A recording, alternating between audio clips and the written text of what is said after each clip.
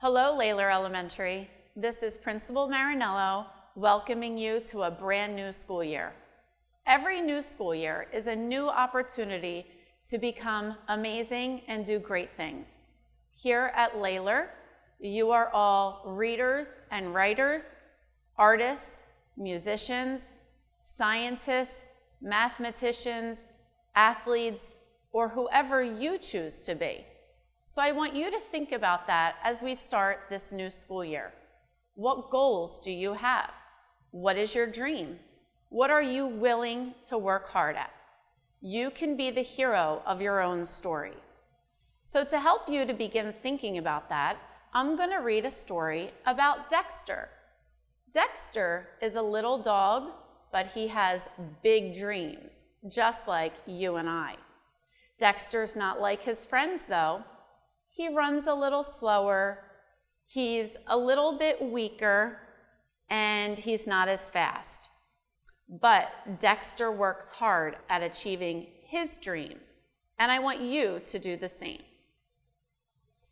Dexter was a little dog. His legs were little, his tail was little, his body was little.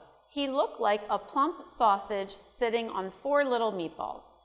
Being the size that he was, Dex was often overlooked. The other dogs grew tired of waiting for Dex to catch up when they played chase, and after a while they forgot to invite him at all. No one really seemed to notice him, except when Clevis, the tomcat, demonstrated how he could stand right over Dex and not even ruffle his fur. Yes, everything about Dex was little, except for his dreams. He wanted to be a hero. He could just see it. The mighty Dex flew up into the dark and starry night. But wanting and being are 2 different things. Dex lived on dreams until one day, after crawling out from under Clevis yet again, he decided there had to be more to life than gazing at the underside of a cat. There had to be more to him. If he could be a hero, he would. So Dex started training. He read every superhero comic book he could find. He watched every hero movie ever made. He went to the library. Furiously, he studied, knowing everything depended on him. Dex figured that a hero must have strong muscles. He needed exercise, and lots of it. Dex started trotting to the corner and back every morning. He hopped over every crack in the sidewalk. He struggled to climb the garbage pile, up and over and down, then up and over and down again. All day long he worked, day after day. Even at bedtime, when he wanted to flop on the rug with his tongue hanging out, Dex forced himself to circle 5 extra times. The mighty Dex pressed on through wind, rain, and storm, and fatigue. When it got easier to run to the corner and back, Dex did it again, and then again. Then he dragged a sock filled with sand as he ran, then 2 socks. When Clevis was bored and stood in the middle of the sidewalk to block his way, Dex dropped to the ground and slid right under him. He was too busy to be bothered by Clevis. Dex was tired. He was sore. He was working so hard that he almost forgot what he was working for. But one night, as he dragged himself to bed after his last set of push-ups, Dex stopped in front of the mirror and flexed. He could feel them. He could see them. Muscles. Faster than a rolling ball, stronger than the toughest rawhide, able to leap tall fences in a single bound. Now Dex didn't take the stairs. He skimmed them. He leaped over hydrants. He vaulted up curbs. He could jump over the garbage mountain without touching the top. He could run like the wind. He felt as if his legs had springs. Only one thing was missing. Finally, a small brown package arrived. Dex ripped it open. His hero suit.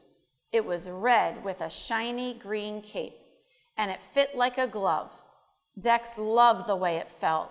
He loved the way it looked, and he loved the feeling he had when he put it on.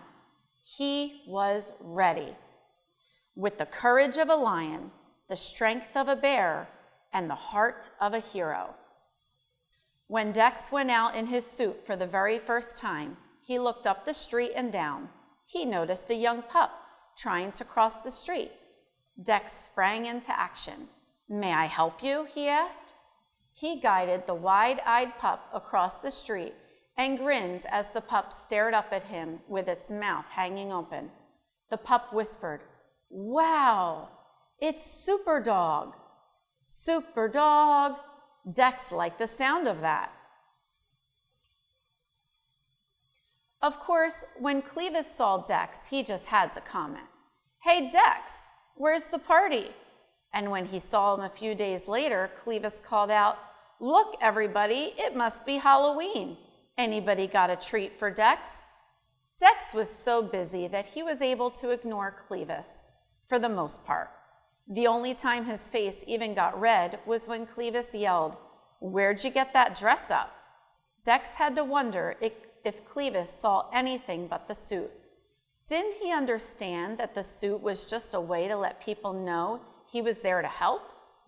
The sun glinted off of his emerald cape as Super Dog raced to the rescue. There was a mouse he saved from a sewer, a purse snatcher he tackled.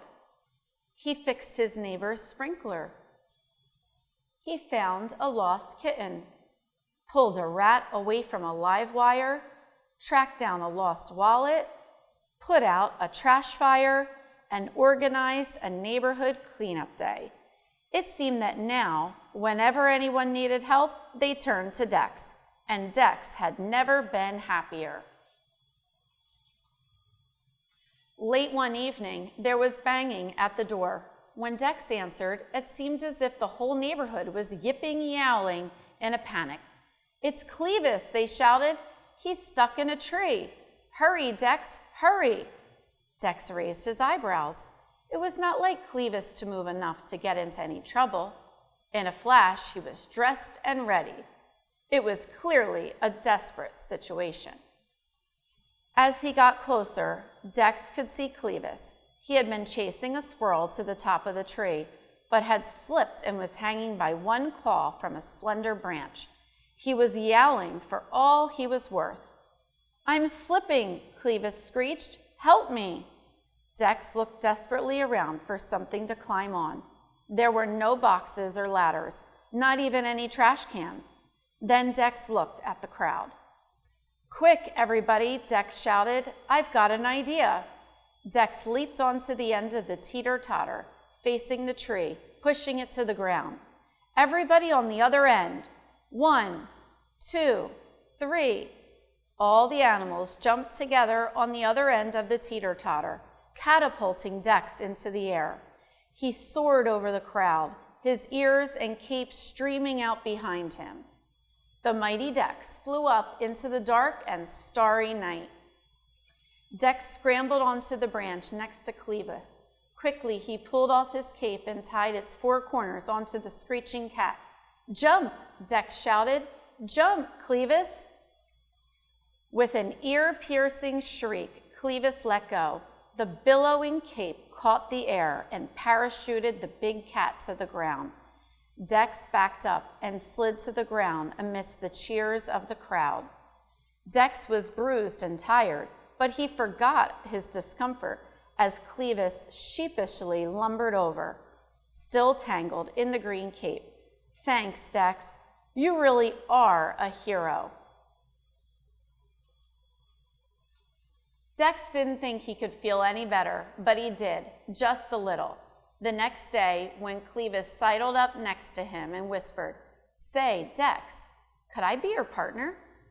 Dex looked the big tomcat up and down. It would take a lot of work to turn Clevis into a hero. He could hardly wait. "Sure," said Dex with a grin. "Sure." With twice the brains and triple the brawn, our heroes forge on, ever ready to lend a helping paw.